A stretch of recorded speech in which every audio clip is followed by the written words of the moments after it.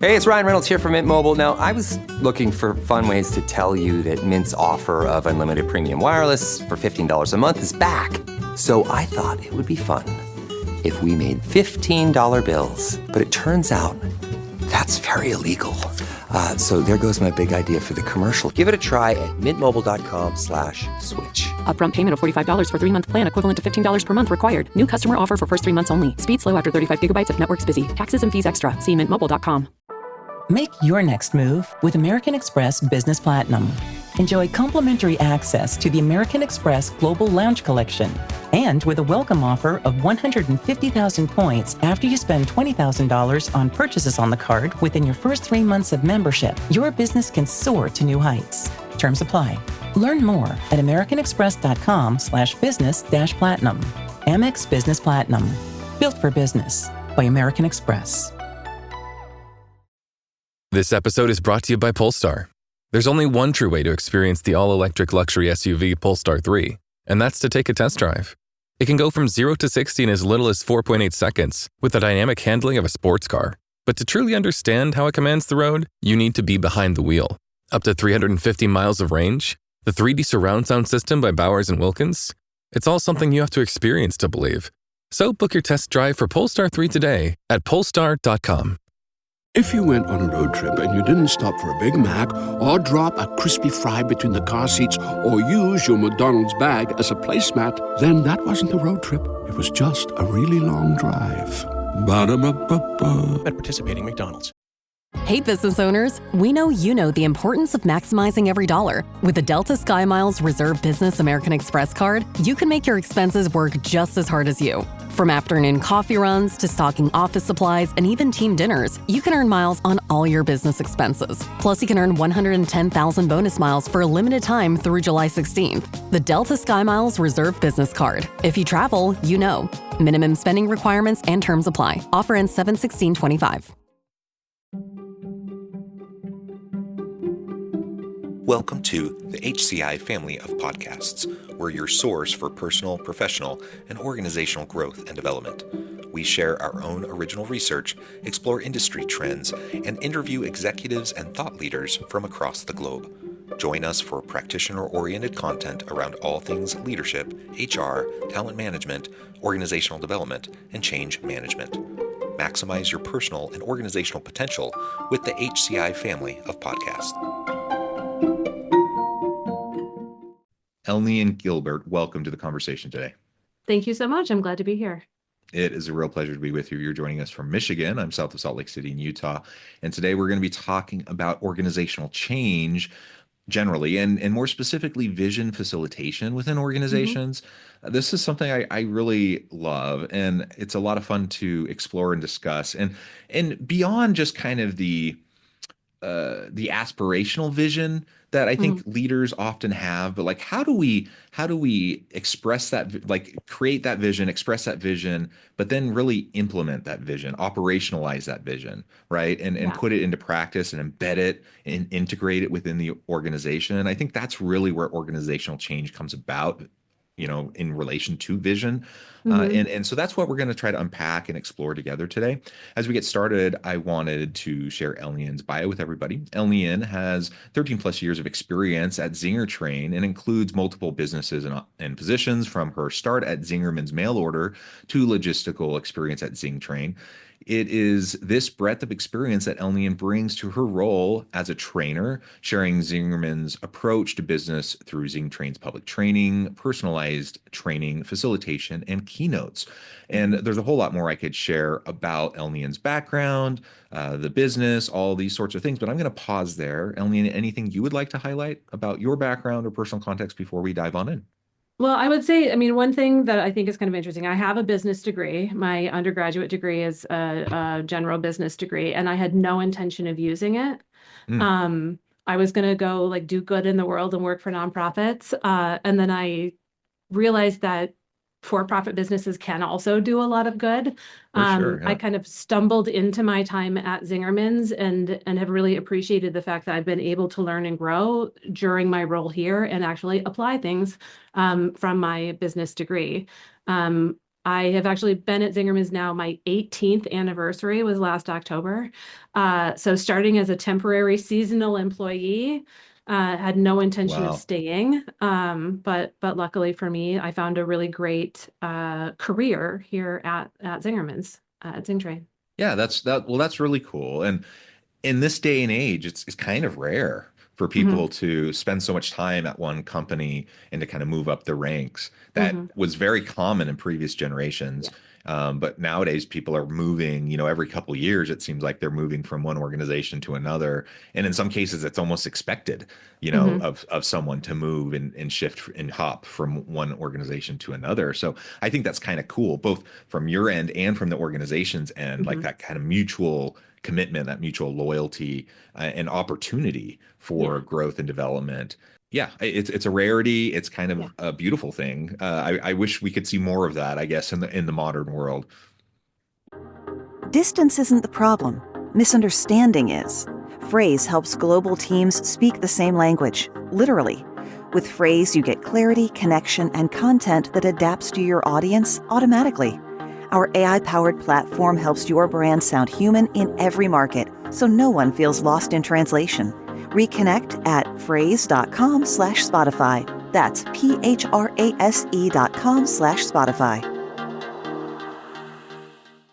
Comcast is committed to bringing access to the internet to all Americans, including rural communities across the country, like Sussex County, Delaware. We were being left behind. Everybody around us seemed to have internet, but we did not. High-speed internet is one of those good things that we needed to help us move our farming, our small businesses, our recreation forward. Learn more about how we're bringing our next generation network to more people across the country at comcastcorporation.com/investment in America. Yeah, I would say that I probably wouldn't still be here if I didn't have the chance to do as many different kinds of things as I do, right? Mhm. I'm a learner, and so I like continuing to learn and develop and grow myself. I know I'm at my best when I'm learning and applying what I'm learning. And I get to work with all different kinds of industries and different kinds of people who are, brand new managers who are like leading people for the first time, and people who have been doing it for 40, 50 years and looking to like continue to evolve their own skill set. So I think if I had to do the same thing all the time, I wouldn't still be here. That Sure. variety really helps me stay excited and engaged about the work that I get to do. Yeah. Well, that's a good point because, sometimes organizations lament the fact that people do leave. Hmm. And so it's a mutual thing, right? If an organization wants people to stay and be committed, organizations also have to be committed to the growth and development of their Yeah, people, right? It goes back and forth, right? It's yeah. mutually reciprocal. And the in the world of like organizational behavior and organizational psychology, it's referred to as the eroding psychological contract of work. Hmm. And what we've seen over the last half century is this huge erosion. And Right. so ultimately organizations are committing less and less to that relationship, and simultaneously employees are committing less and less to that Right. relationship, and so it's less reinforced, and so of course now on both sides there's less loyalty, less commitment, and then both sides are thinking, well, if the other side isn't going to invest in me, why am I going to invest in them? And it gets further eroded, and so that gets us to where we're at today. Yeah. And so when we talk about things like shared vision, shared Hmm. mission, shared purpose, it sometimes it's hard. It's hard to Hmm. do within organizations when you know that there's going to be this constant turnover, this constant churn. Like especially in like STEM field, like high tech industry Hmm. type jobs, you literally are going to have people hopping every 18 months to 2 years. Right. It's kind of expected. And how do you establish and maintain like a really clear company culture around a vision for that organization, when you have that kind of churn? It's a real challenge. Oh, absolutely. And I mean, Zingerman's is based in the restaurant and retail world. And Hmm. so, that is an industry that commonly has a 200% annual turnover rate. So we're constantly bringing new employees in and communicating to them what is important to us, what is our mission, and what is our vision, right? And the way that Zingerman's defines them is pretty different. They're very different. They have different purposes, right? So the mission for us is like our North Star. It's what we're aiming for in every interaction. Ours is an entire paragraph at Zingerman's, and I would say we teach it in every class that we have employees take. Not everyone knows the entire paragraph by heart. Sure. Yeah. But they know the first line, which is to share the Zingerman's experience, right? That is the thing that truly makes us unique. And then the vision is time bound, right? So the mission won't end, but the vision will. So having them understand that we're always going to keep aiming for this mission, and the vision is what it looks like at a particular point in time, right? We share our vision as a part of the hiring process. Both kind of the long-term Zingerman's vision, which right now goes out to the year 2032, which is when our business as a whole turns 50. But then ZingTrain, my business, which is a part of a community of businesses, also has a vision that goes out to the year 2028. And so when we're hiring someone, we share that vision with them and ask them, like, well, do you want to help us accomplish this vision? Because if the answer is no, then we can move on to the next person, like who does want to help us accomplish great things. So the vision, I think, is really helpful in that regard.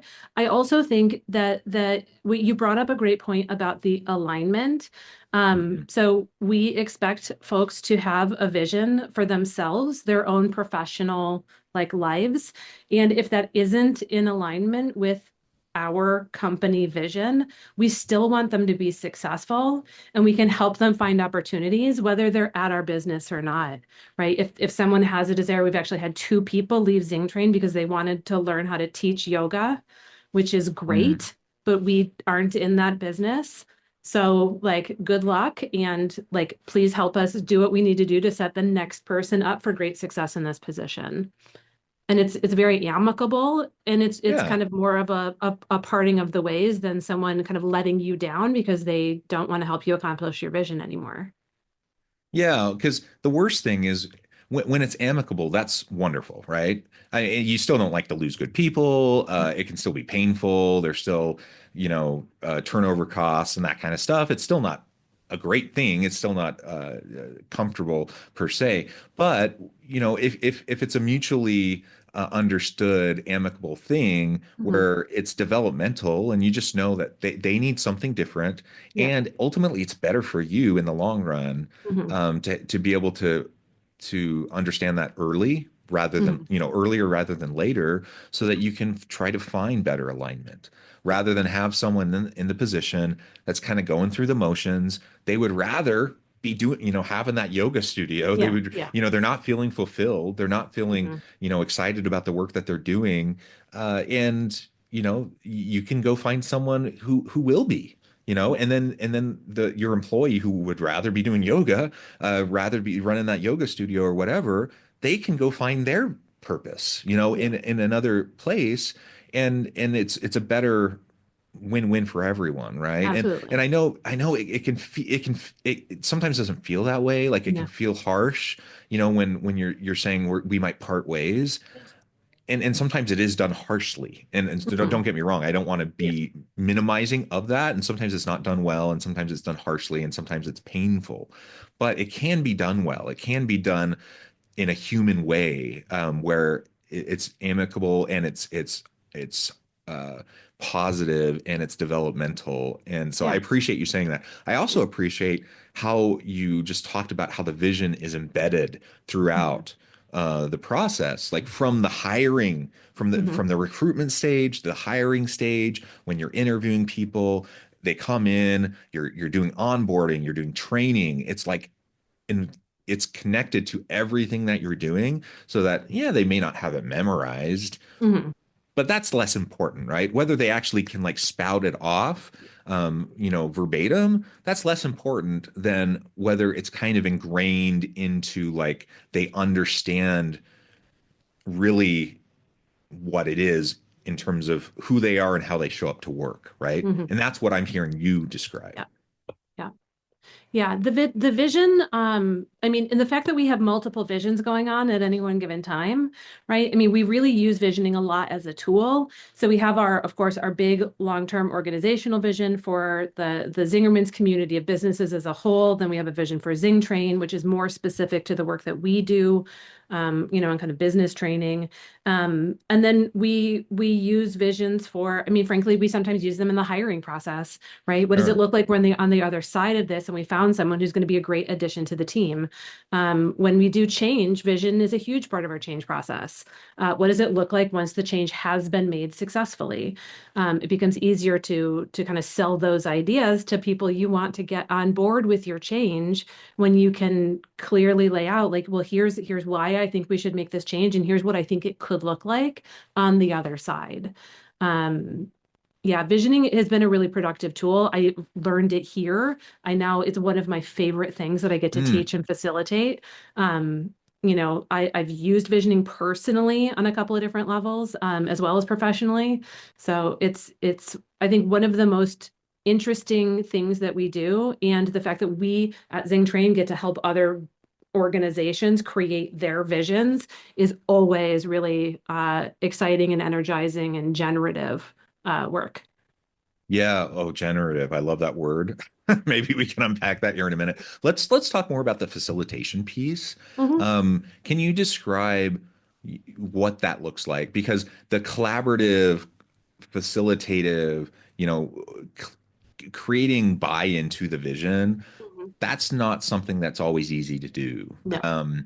And it's one thing for me as a leader to just like sit down in a meeting and plop down a piece of paper and say, hey, everyone, here's our vision, memorize it, make sure that you read this to everyone or state it to, in all your meetings. That's one way to do it, and that's not going to be effective. Or, you can actually have a collaborative approach to collectively generate the vision and generate buy-in. But that's hard. Can you talk about how you go around facilitating this? And I want to say too, I want to give credit to Stash Kazmersky, who was a managing partner at ZingTrain when I first started working here, was a organizational development consultant before his time at Zingerman's. And he's the one who brought the whole idea and the process of visioning to Zingerman's. And he taught us just this really productive process that in the course of one day, we go from nothing being written to a multi-page written vision. Right. And it starts with, in the morning, we usually do kind of some round of introductions, and we ask people to share, what are you the most proud of the work that you've done? And what are you hopeful for in the future?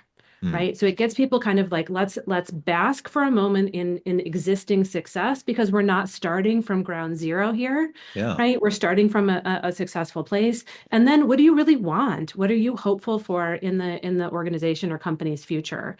Then we usually hear a little bit from a leader who tells us, kind of some elements of their personal vision of success, that it's not a guarantee that it will end up in the vision, but I often think of these as kind of layers of information in people's minds. Then people have a chance to ask questions of clarification about like what the leader just said before we go in to do the visioning, the idea generation. At some point in there, we'll share a little bit about our approach to visioning. How do we define it? What are elements of an effective vision? What a vision is not, right? So being really clear, it's not a strategic plan. For us, a vision is the what, it is not the how, right? You got to figure out the what first, then you can do the strategic planning after the fact.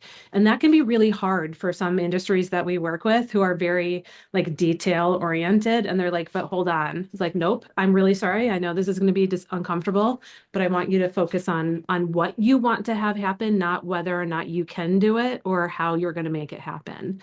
So then we have people work in small groups. Ideally, it's as many people as we can get in a room together, right? So cross-functional, different levels of hierarchy, people who've been there for a long time, people who are new, and they start doing idea generation, standing at flip chart at the wall, right? What do you want? What do you want to see in 10 years? What does wild success look like for you, for your business? And it's really fun to see the things, especially to see the way that the flip charts evolve, right? From the Mm, very beginning, people are writing things in a little bit, kind of a generic format often, or they're not kind of going for greatness. But by the end, and people like their engines start revving and they're like, I don't know, could we have like $2 million in revenue? Could we have 1 billion? Right? I mean, I've heard some really fantastic numbers. I mean, I'm like, I don't know. I don't know what's reasonable for you, but like put it out there. Let's see. What do you want? Um, and then, part of the our process is that people then get a chance to kind of vote on what they really want to see in the vision, right? That helps us identify what are some common themes that emerge. And that helps organize the writing work. So then we have people working in small groups to actually start writing the narrative of their vision, right? So for us, visions are multiple pages. It's really painting a picture. It's a story of what you want success to look like at that point in time. And so they're taking all of the ideas, everything they heard from the leader, and they're coalescing it together into kind of this written picture of what they want things to look like at the company. And then we end the day with them reading the vision out loud. There's something really powerful about mm. reading the words and hearing them, and then doing kind of a first round of feedback before we ask for volunteers to kind of take the next draft, and move that vision forward. So this process really is one of the ways to get that high level of buy-in and alignment, because it isn't something that's happening only at the highest levels behind closed doors. And it isn't going to be the only time for people to give feedback on the vision, right? Yeah. That happens at multiple times. I was actually in Vermont last week working with an engineering company on rolling out their vision. That the first draft was written with a leadership team of 12, and now they're sharing it with the rest of the 50-person company. And they're doing it in a way that's really respectful of the intelligence and the input and the engagement of their team. So they're asking, what questions do you have about this vision? Is it clear? What would you like to see us add? Is there anything that's missing from here? What do you really like about it? So that can get factored into the next draft before it becomes final. Right. Of course, the owner has the final say on what's going to be in the vision, but he was Sure. Yeah. very explicit from the very beginning that he did not want to be the one that wrote the vision by himself. And he doesn't want it to be his vision. He wants it to be like a big shared company vision. And It's I think our vision. Yeah. yeah, it feels really different than what you described, right? Where the leader comes in and puts down a pile of paper. It's like, well, this is our vision. It's like, okay. What does that mean for me? What am I supposed to do with that? And yeah, that just doesn't work. No. I've seen it. I've seen that exact scenario happen. Hmm. And despite, whatever the best intentions are of the leader and the people in the room, like Hmm. people may try to buy into it. They may try to fulfill it, but it just doesn't work, No. because they don't fully, because they haven't engaged in the process. They don't Hmm. fully understand it. They don't fully resonate with it. And even if they want to please their boss, and even if they want to connect with it, they're not fully enmeshed with it, and so they can't fully engage with it, right? Yeah. And that's a big if, because Hmm. usually they're not fully bought into it. No. And so there's a disconnect, right? Yeah. Plus, as a boss, as a leader, wouldn't I want everyone's input?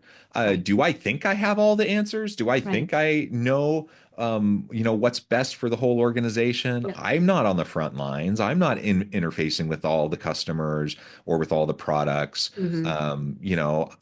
It's my people that are bringing products to the market, who are doing all the creation, all the innovation. Like I'm leading and I'm steering the ship, but I'm not the front lines. And so No. of course I'm going to want to get all the input from people, and involve them in the process, because it's going to make for a better vision, Yeah. for the organization. My job as a leader, of course, is to drive the strategy and to drive the overall vision for the organization. But I need the input. I need it in order to make sure that, we're going in a direction that is healthy and is productive, for the organization as a whole. And so I want and need to get that input from everyone.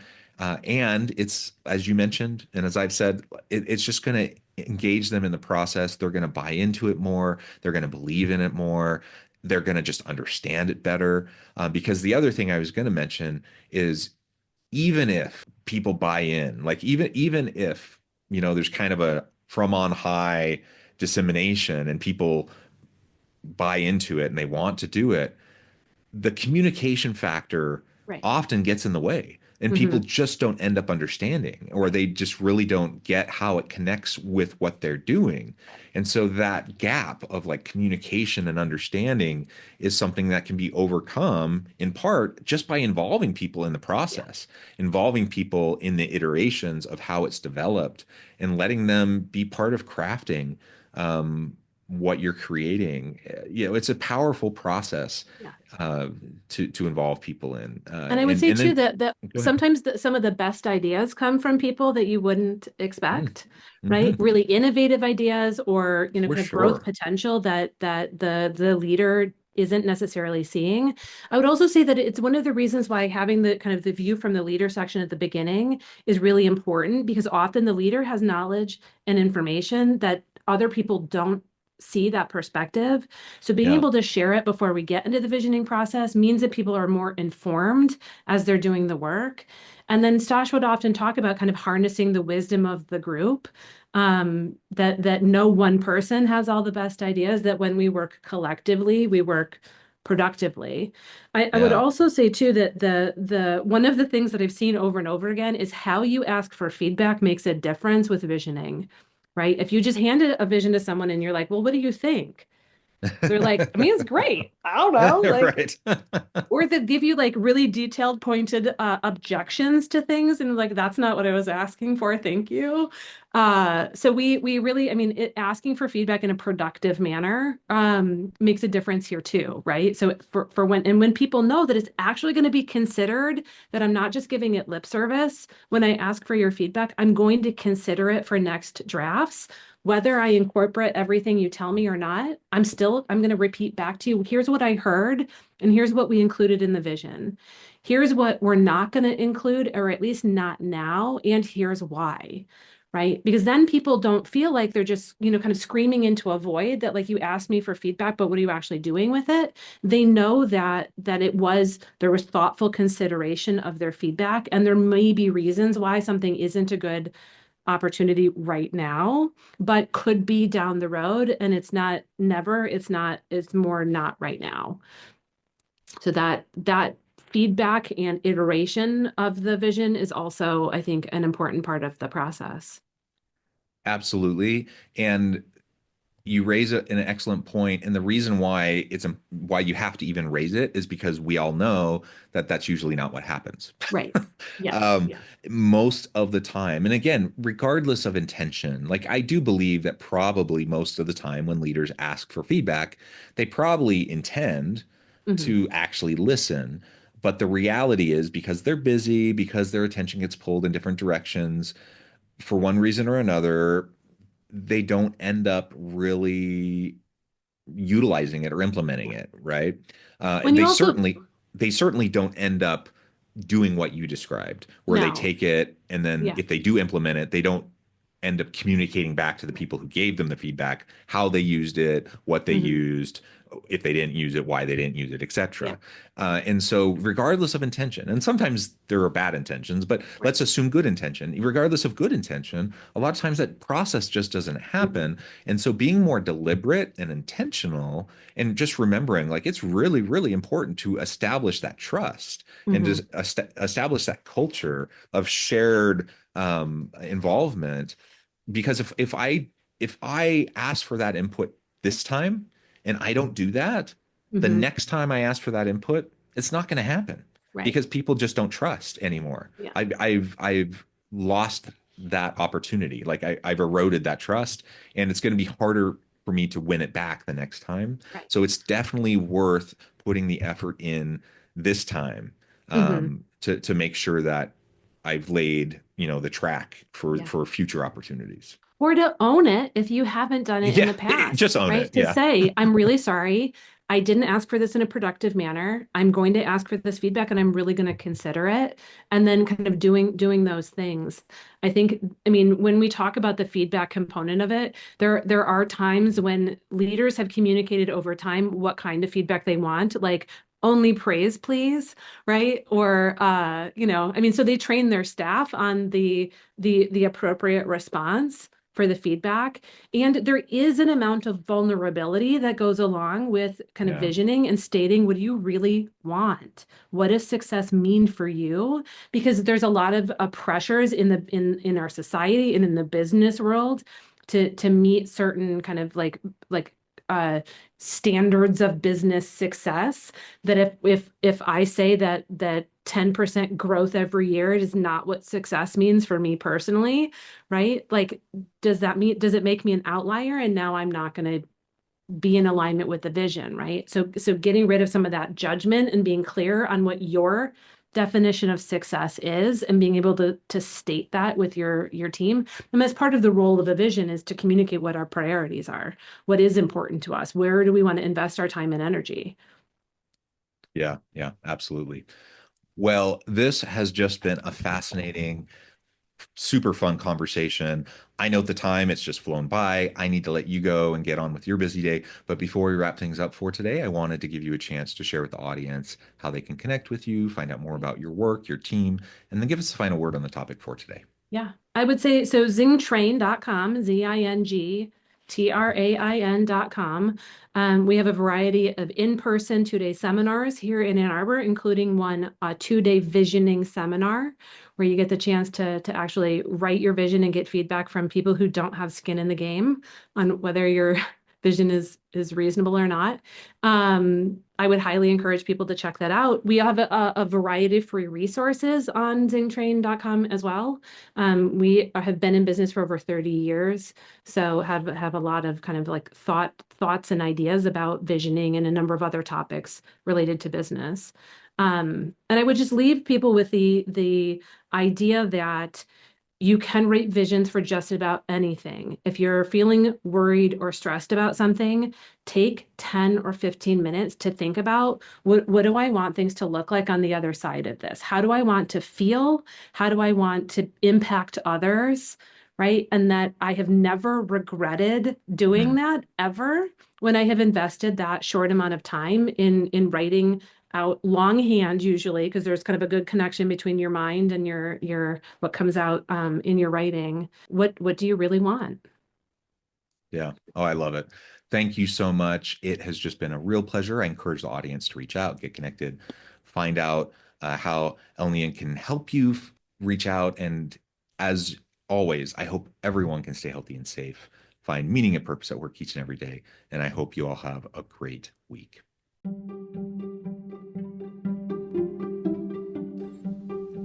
Thanks for joining us for this episode of the podcast. We hope you stay healthy and safe, and please join us again soon.